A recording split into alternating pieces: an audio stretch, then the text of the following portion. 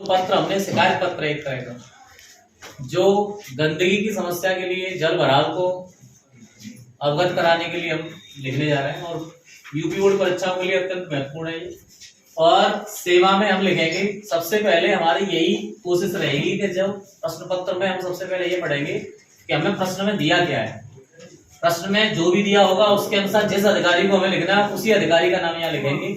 इतने सारे अधिकारियों के नाम नहीं लिखेंगे। ये तो मैंने लेटर फ्रेम बनाया है, एक शिकायत पत्र का फ्रेम बनाया है, इसके अनुसार आप कोई सा भी लेटर या पत्र लिख सकते हैं। क्लियर? तो आप जैसे आपको उसने कहा कि जिलाधिकारी के लिए लिखो तो जिलाधिकारी का नाम लिख दो, यहाँ लिखोगे जिलाधिकारी महोदय जी, या फिर चिकित्सा अधिकारी सीएमओ के लिए कह रहा है तो सीएमओ के लिए लिख दो चिकित्सा अधिकारी के लिए चिकित्सा अधिकारी महोदय जी, या नगर स्वास्थ्य अधिकारी की कह रहा है तो नगर स्वास्थ्य अधिकारी महोदय लिख दो। अगर वो आपसे एसडीएम के लिए लिख रहा है जिलाधिकारी के लिए तो उसका नाम लिख दीजिए। नगर पालिका के चेयरमैन के लिए लिख रहा है तो चेयरमैन के लिए लिख दीजिए। इस तरीके से एएमओ के लिए कह रहा है तो एएमओ के लिए आप जो प्रश्न में कहेगा उसी अधिकारी का नाम यहाँ अंकित करेंगे। इसके बाद आप जहां वो उसकी ऑफिस है उसका एड्रेस लिखेंगे और उत्तर प्रदेश कर दीजिए, ग्राम लगा करके विषय लिखेंगे। हम क्या विषय है हमारा? जल भराव और गंदगी के कारण फैलने वाले संक्रमण के संबंध में हम ये अवगत कराना चाह रहे हैं कि अभी हाल ही में वर्षा समाप्त हुई है और वर्षा के कारण क्या हो गया, पानी भर गया और उससे संक्रमण फैलने जा रहा है और संक्रमण फैलने से आपको जानकारी है कि उससे विभिन्न प्रकार के रोग उत्पन्न हो जाते हैं। तो उससे अवगत कराने के लिए हमने ये पत्र लिखा है। दिनांक लिखा जाएगा यहाँ पे। दिनांक लिखने के बाद महोदय जी मैं आपका ध्यान एतमादपुर आगरा, जो भी आपका स्थान कहे वो उतना लिख देना। एतमादपुर आगरा नगर में फैलने वाले संक्रमण की ओर आकृष्ट करना चाहता हूं। आप आकृष्ट नहीं समझ पा रहे हैं तो आकर्षित करना चाहता हूं।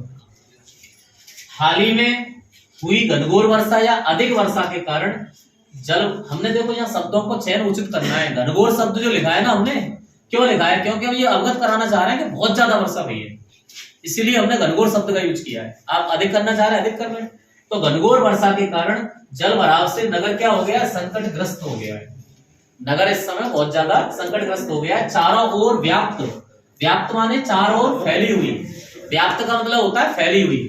चारों ओर व्याप्त गंदगी और दुर्गंध के कारण, यानी गंदगी फैली हुई है और स्मेल आ रही है बुरी। इसके कारण लोगों का जीना, यानी लोग जी नहीं पा रहे हैं और उनका आना जाना रुक गया है, आवागमन मुश्किल हो गया, निकल नहीं पा रहे हैं वो लोग। संपूर्ण क्षेत्र में संक्रमण से रोगों के फैलने की प्रबल आशंका है। उसने देखो यहाँ पे प्रबल शब्द यूज किया है। इन शब्दों का उचित ही प्रयोग करना है हमें। तो इससे प्रबल आशंका है, बहुत ज्यादा भयंकर रोग फैल सकते हैं। अतः आपसे विनम्र या विशेष निवेदन है, दोनों में से कोई सा यूज कर सकते हैं। विनम्र शब्द ज्यादा सही है। विनम्र निवेदन है यह है कि संपूर्ण नगर की स्वच्छता हेतु उचित दिशा में आप कोई सफलतम शब्द का प्रयोग कर रहा है वो, मतलब वो देखो यहाँ पे एक चीज शब्द यूज कर रहा है कि सफलतम कदम उठाएं। ऐसा नहीं कि फॉर्मेलिटी करते हैं आप, नहीं, सफलतम होना चाहिए, मतलब वो काम होना चाहिए हमारा। सफलतम कदम उठाया जाए ताकि संक्रमण फैलने से रुक जाए और उससे क्या होगा? जन स्वास्थ्य, जन स्वास्थ्य का मतलब है लोगों का स्वास्थ्य की सुरक्षा हो सके। फिर आप यहाँ पे सादा धन्यवाद लिखेंगे या सधन्यवाद लिख सकते हैं। इसके बाद प्रार्थी या भगवदीय लिख सकते हैं।